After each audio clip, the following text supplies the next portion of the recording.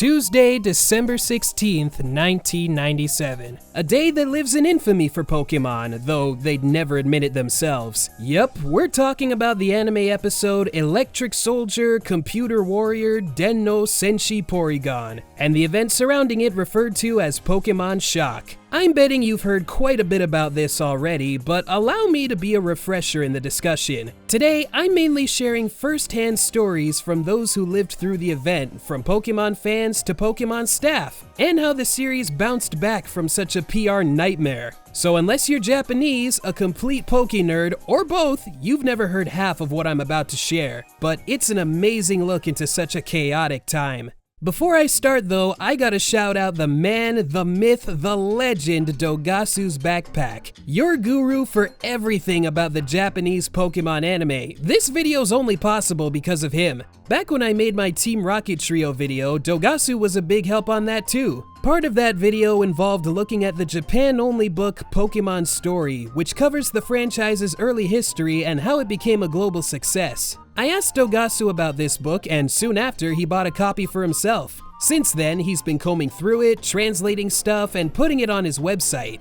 If you want to know everything about Porygon, he did a series of articles in 2023 that'll have you covered. And it's not just stuff from Pokemon Story either. He also translated blog entries from the anime's original head writer, Takeshi Shudo. That name should ring a bell if you're a real nerd. Dogasu also has a playlist of Porygon news reports from the era, translated and subtitled for your convenience. Really, I'm just spreading the word. Now, while I won't be showing flashing lights from the episode, there are other examples of strobe effects in the video, but I've done what I can to make sure they don't cause problems. Also, when I show Porygon footage, there won't be old fan subs from Excalibur fan subs on the screen. I'm so tired of that. For anyone who's actually unfamiliar with this, here's a brief recap of the situation. Pokemon's 38th episode featured a series of flashing lights so intense, it was unlike anything seen on Japanese TV. 4.6 million fans tuned in Tuesday at 6:30 p.m. for their weekly Pokemon, but they had no idea what they were in for this time. Specifically at 6:51, when the strobe effects got to be a bit too much. Roughly 700 viewers, mostly children, were sent to the hospital for epilepsy-related symptoms, and Pokemon was pulled off the air in the wake of the chaos. When it returned 4 months later, guidelines on strobe effects were much stricter, this episode was swept under the rug, and Porygon was exiled from the anime. But enough with the stuff you already know. Time to delve into some stories from,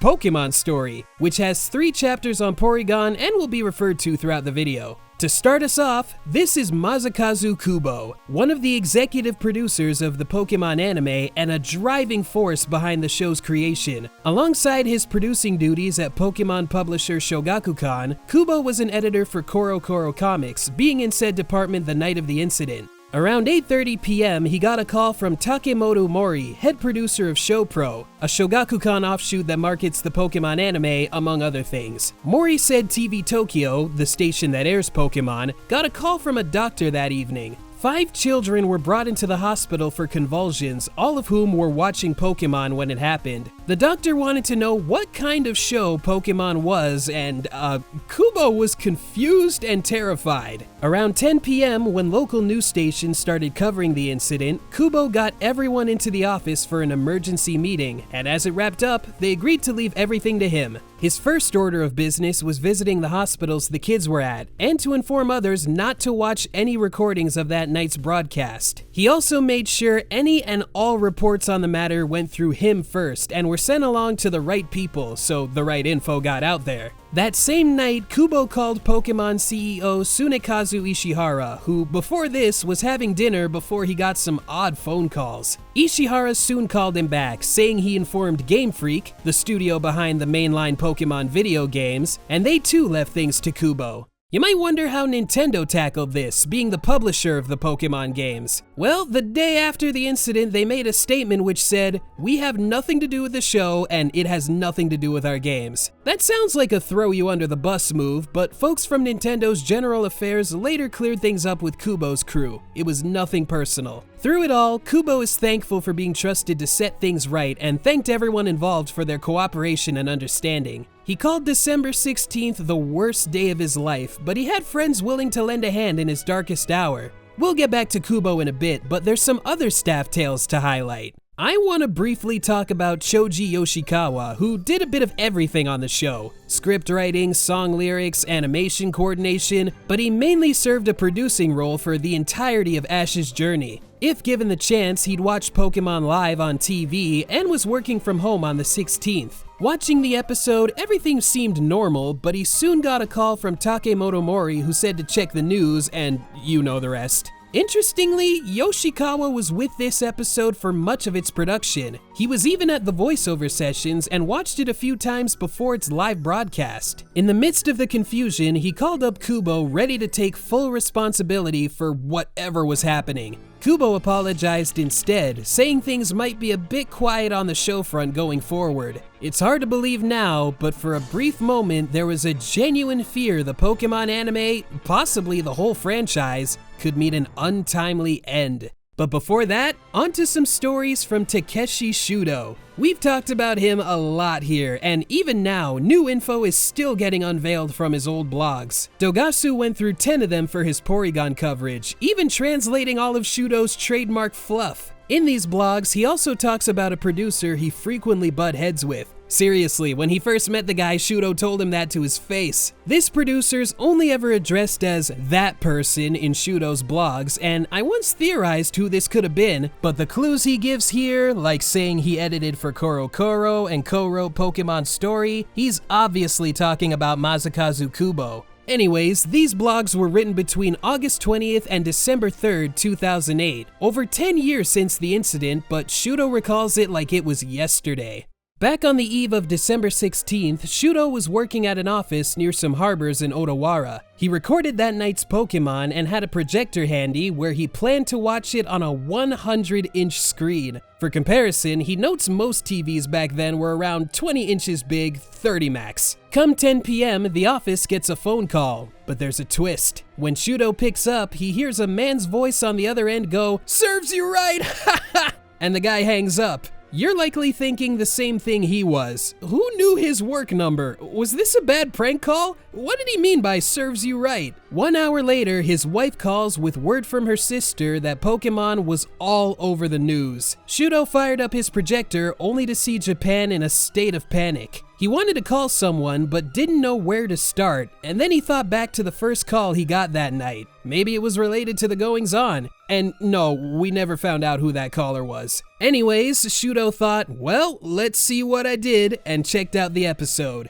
Now, he didn't write this one, but he was also series organizer at the time. During writers' meetings, they'd revise scripts over and over until they got a final draft. Any problems with said draft fell on his head for letting it through. Script-wise, everything was fine, but he noted the action scenes were very bright. Pokemon by nature is flashy, and with a cyberspace episode, it'd only get flashier, which the script took full advantage of. And Shudo implies Kubo wanted Pokemon to be flashier to stand out from the crowd. Quick aside, in the Pokemon Investigation Report, which aired as the event winded down, General Director Kunihiko Yuyama said red and blue flashes were used for the explosions due to the setting, made to give off an electrical feel, not seen with other explosions in the show. Pokemon Story also says an episode like this would have been made eventually, since Pokemon are digitized and sent through PCs when in their Pokeballs. Even before Pokemon, Shudo was no stranger to the cyber world. In 1996, he worked on an anime called Martian Successor Nadesico, which had a cyberspace episode he wrote himself. And scarily, it aired almost exactly 1 year before Porygon.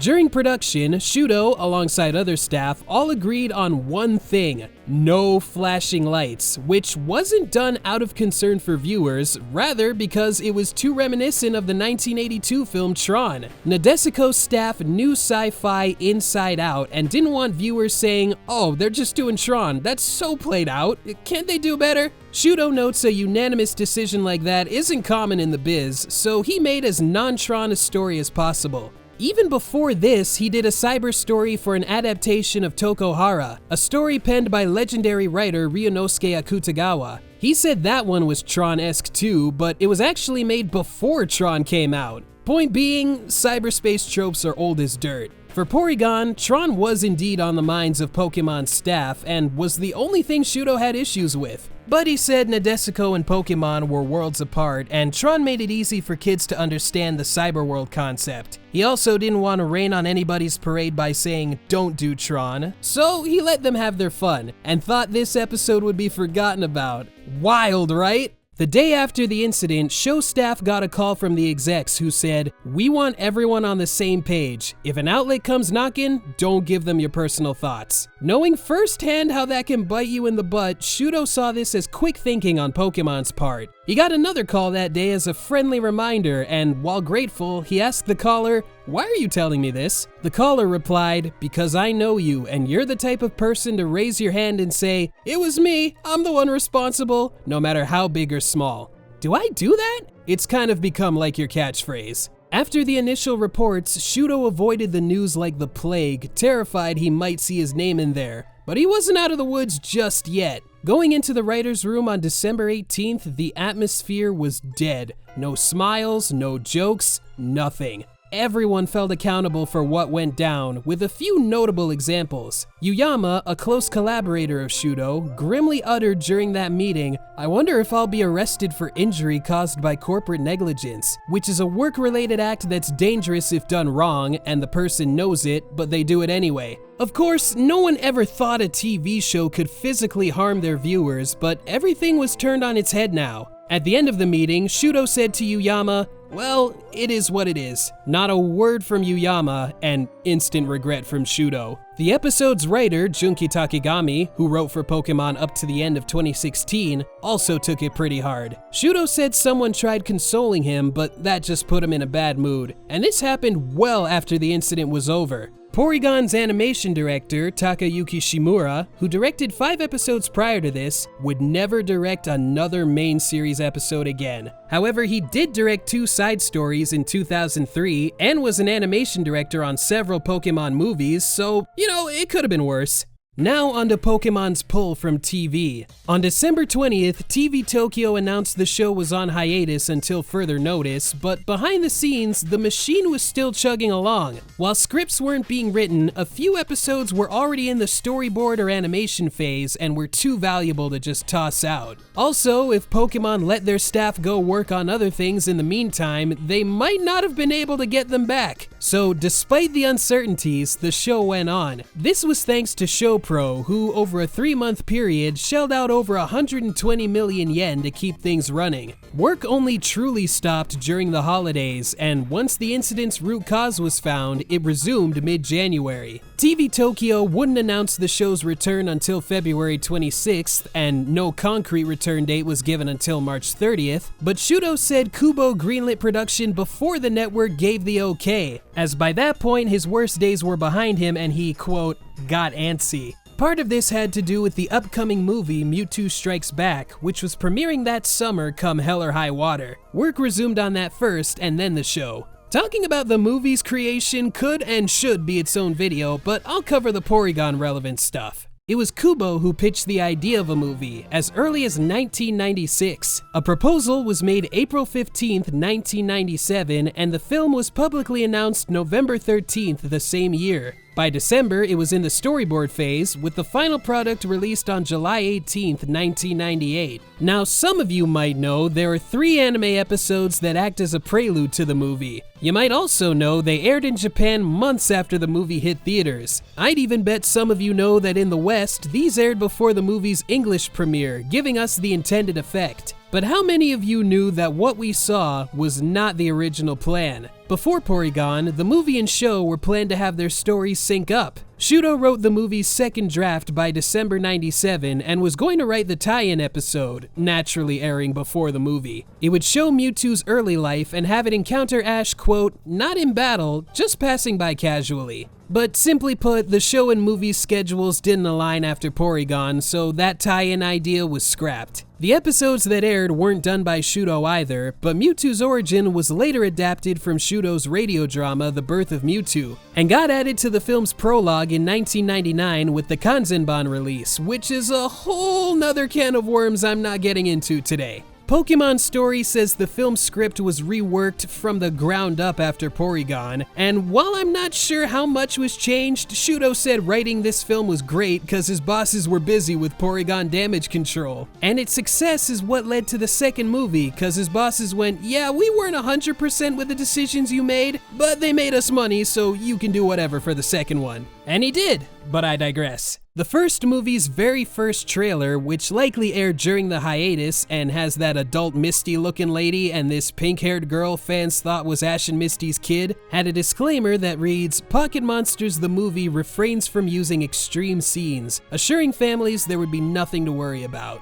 But that's enough movie talk. How did the franchise survive during this time? At first, the media bashed anything with Pokemon's name on it, saying things like Pikachu's attacking your kids, etc., but it didn't stick. For what was affected, Shudo notes a couple of anime music albums. One called Let's Trade Please, which has a song by Sochiko Kobayashi called Fantasy in My Pocket, which debuted as an end theme with episode 38.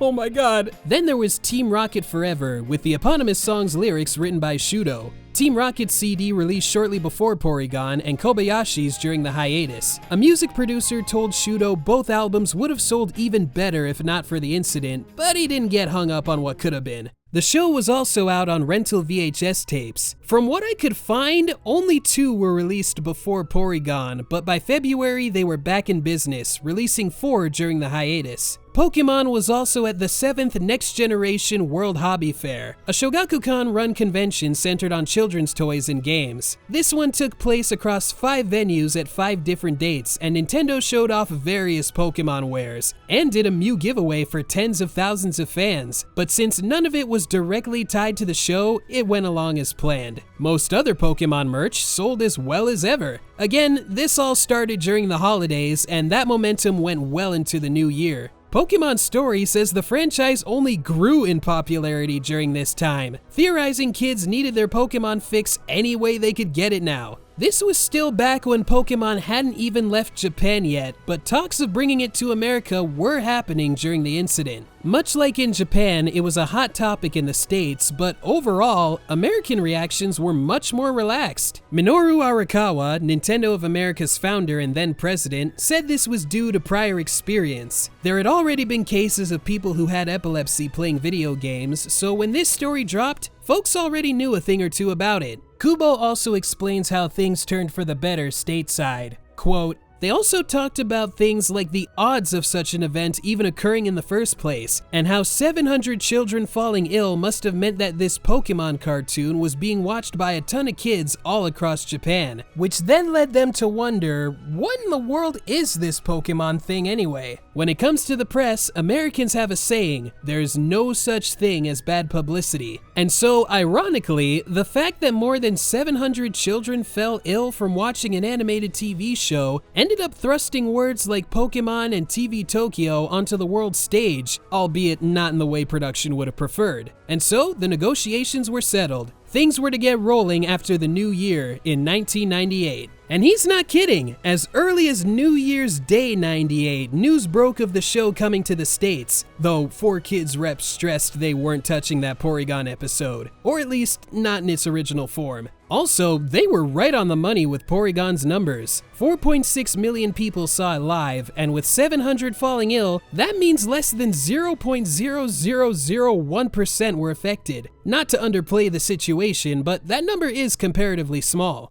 One big factor in the show's favor was learning this issue wasn't Pokemon exclusive. On December 17th, NHK's Evening News revealed a similar event happened back in March that year, with a show that aired on their network called Yat Anshin Uchu Ryoko, or Yat Untroubled Space Tours. The show's 25th episode had a scene with flashing red and white lights, though the victim count was small. Only 4 children fell ill, with 1 sent to the hospital. As an aside, this episode was seemingly never pulled from TV, with reruns removing the strobe effect, though the original broadcast hasn't surfaced online yet. This story didn't make the news, and NHK kept quiet about it until Pokemon went through the same thing, and apologized for not looking into things back then. After that, the media did a 180, noting this incident could happen with any show, movie, game, etc. Long story short, an investigation kicked off at the start of January, where TV Tokyo set up a research team to delve into studies on photosensitive epilepsy and the like. This team also worked with experts in the UK, the world's leading mind in the field of PSE, and by the end of March, everyone came out more informed than ever before. Though Pokemon Story notes the media never brought up TVs themselves, and TV manufacturers took no part in the research, likely not wanting to admit to any faults of their own. And that leads us into something pretty cool. If you ever wondered what Pokemon's creator Satoshi Tajiri thought about this, Pokemon Story has the answer too.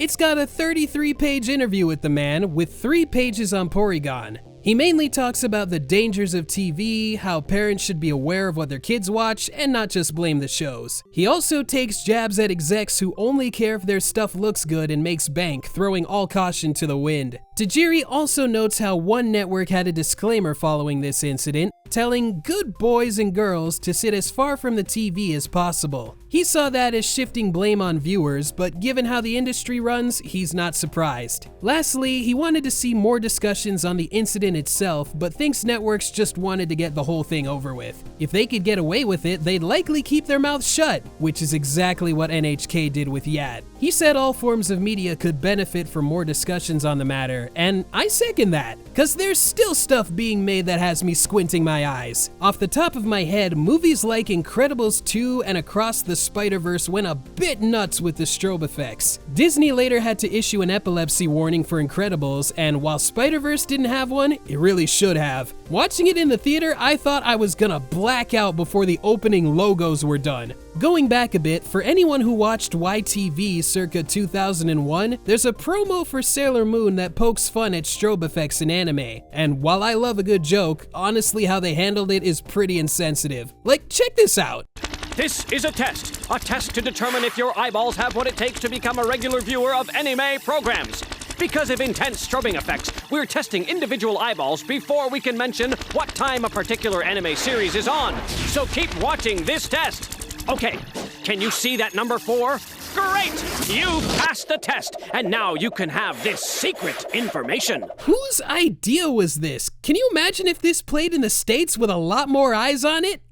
I can't. I mentioned Pokemon was still being supported during the hiatus, but I have to stress the fans were integral to the show's return. Mere days after the incident, kids sent faxes, letters, phone calls, and fan art to any outlets they could, pleading with them not to cancel the show, some coming from victims of the ordeal. There were even fan sites made in support for the show, all of which are sadly long gone. Several fan letters were submitted to Animedia magazine, which Dogasu translated, and I'll skim over some notable ones. Shockingly, adults were on Pokemon's side with these messages too. One mom had a kid who suffered terribly from seizures, and you can guess how horrific this whole event was for her. Yet she wanted the show to come back for all the kids who missed it. Another message came from a closet anime fangirl in her late 20s. She took a sick day on the 16th, watched some anime tapes, and saw Porygon later that day. Didn't get sick though, and going into work the next day, her work buddy said, "Hey, we thought you'd be in the hospital from watching Pokemon." And she thought,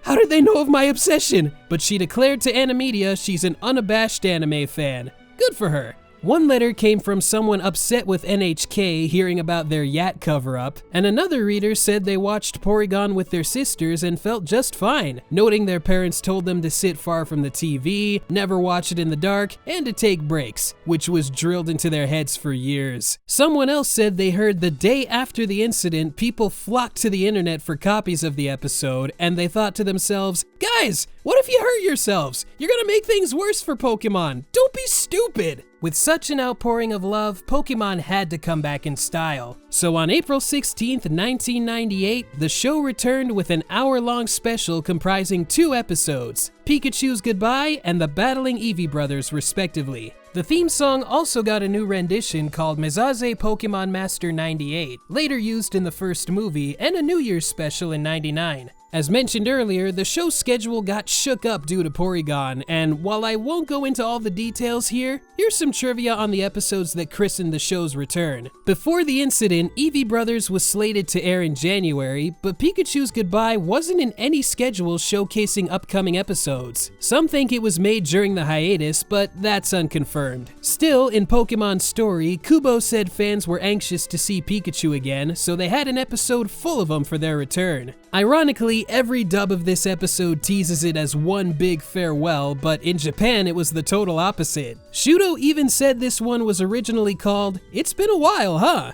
And the original broadcast had extra text in the title card saying, "We're finally back." From this point on, the show went from airing Tuesday nights at 6:30 to Thursdays at 7, which remained unchanged for almost 20 years, give or take a few minutes. OLM, Pokemon's animation studio, also went back to the first 37 episodes, altering any scenes that were bright, flashy, or had images move in quick succession. They didn't cause issues before, but better safe than sorry. These are the versions used in international dubs, the aforementioned rental tapes, and are the default for all media today. Unless you're on Japanese Hulu, which since it dropped on August 1st, 2012, uses the original 1997 broadcasts, minus episode 1, which actually has multiple versions, but again, I digress. As someone who only knew the edited stuff growing up, it was wild seeing the most iconic scenes of the early anime looking so good, like episode 2 for instance. This one's noteworthy because Shudo said he was at its recording session and felt Pikachu's Thunderbolts were way too bright. I'm still kinda fond of the split screen thing they did, especially when Coughing takes up all 4 screens, but wow, here I thought those 2-frame Thunderbolts were due to lack of budget. Episode 37 on Hulu also retains a preview for Porygon, and while Porygon itself isn't there, all other episodes are numbered as if it was. Okay, so a quick update as I was writing this. As of June 30th, 2024, the original series has been removed from Hulu, but it's migrated over to the service Next, and the quality is pretty much the same. You still get all your flashing lights. And if you know where to look, you can find the original episodes pretty easy. But you didn't hear it from me. Now, as we wrap up, I'd like to address some long-standing Porygon rumors and other miscellaneous stuff. You might have heard the claim that a second wave of seizures happened when news outlets aired the big explosion scene, but there's no evidence backing this up. It's never been said what networks aired this, when they aired, how many people were affected, nothing. In Dogasu's research, he found an article called TV Animation Document Museum, which says 2 people passed out watching a recording of the episode.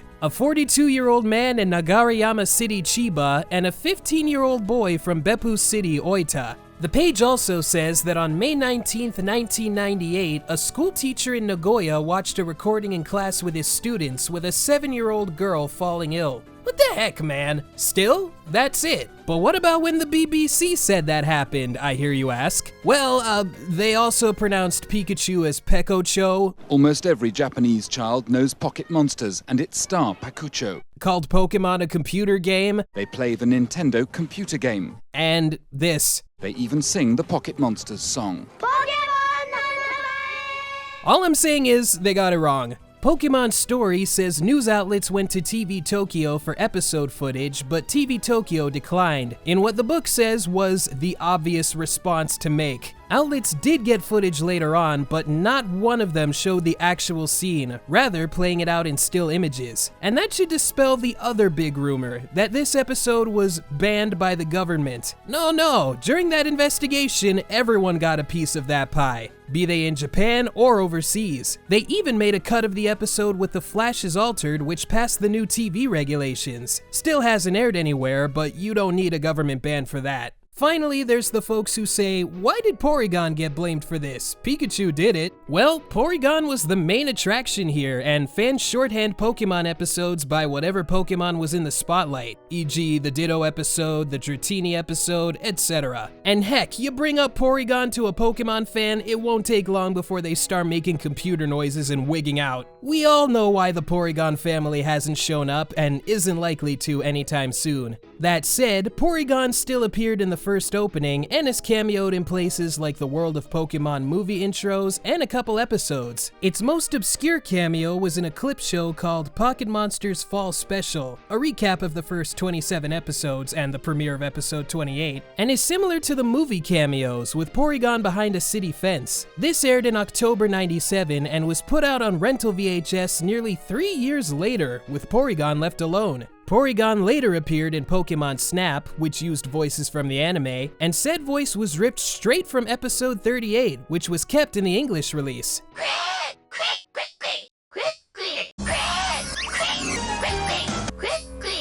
Porygon Z showed up in 2009's Pokepark Wii, which also has anime voices, and Z gets one too. This last bit of info I couldn't squeeze in anywhere, but I still wanted to mention it. On December 18th, 97, then president of Cartoon Network Mike Lazo spoke to USA Today, talking about the likelihood of this incident occurring in the States. Lazo said nothing on the incident itself, but implied anime was far outside the channel's wheelhouse. Quote, "Japan animation is so different from what airs here. It's far edgier, adult, and violent. Anime isn't very story-based and is driven by intense moments. The story is hard to follow." Whatever he was trying to say there, 6 months later they'd get Sailor Moon, Dragon Ball Z 2 months after that, and Pokemon wasn't far behind, so, yeah. Classic Lazo. The article also mentions the channel aired Voltron and Speed Racer before this, but they didn't count as anime since they apparently didn't look like anime. Oh sure, open up that can of worms, why don't you?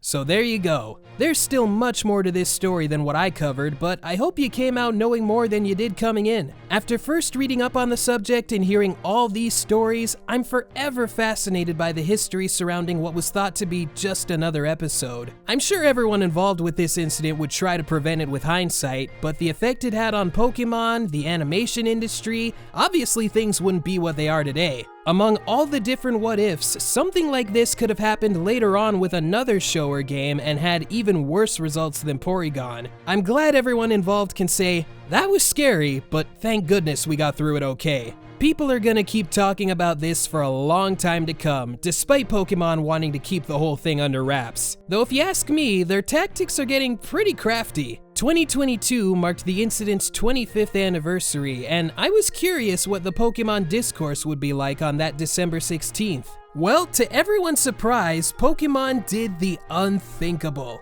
announcing Ash's journey would come to an end with an all-new series on the horizon the next year. Yeah, no one was talking about Porygon that day, and going forward, some might remember the 16th of December for a different kind of Pokemon shock. Makes you think, doesn't it? Anyways, thanks for giving this video a watch, everybody. I really hope you enjoyed. If you did, feel free to give this video a like, share with a friend, subscribe, check out my social media pages, or if you feel like supporting me more directly, feel free to check out my Patreon page. Speaking of, I'd like to give a shout out to top supporter Lars Niswant. Ever so grateful for your patronage, as always. And of course, a special thanks to Dogasu's backpack for all his hard work. I've left a link in the description where you can check out all his Porygon coverage, including all the stuff from Pokemon Story, the Shudo blogs. Trust me, you won't be disappointed. I also need to shout out the fine folks at PocketMonsters.net for hooking me up with some of that Kubo footage. MBC, Sunine, I hope I'm saying those right, you guys are the best. And with all that said, I'll see you guys next time for another installment in this month of Pokemon. Catch you later!